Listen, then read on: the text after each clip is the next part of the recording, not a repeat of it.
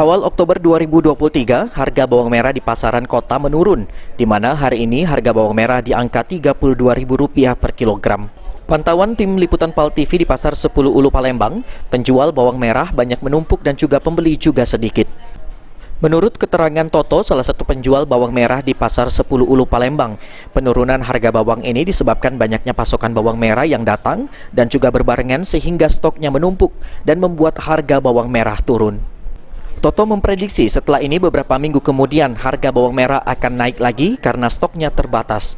Toto juga berharap pemerintah agar memperhatikan pasokan bawang, jangan terlalu banyak stok dan juga jangan kekurangan stok agar harganya juga stabil. Bawang sekarang, Kak? Harga bawang untuk hari ini alhamdulillah ada penurunan sedikit. Kemarin dari 40.000 sekarang sudah mencapai 32.000. 32.000 ini gimana, Kak? Nurun ini karena apa, Kak?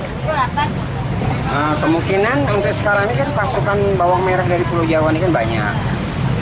Peminatnya kurang, makanya barang ada anjlok. Ini diperkirakan seminggu ke depan atau sebulan ke depan bakal turun, Kak? Bakal turun lagi, Kak? Untuk seminggu ke depan mungkin bisa ada kenaikan. Mungkin bisa seperti semula 40. Irawan PAL TV.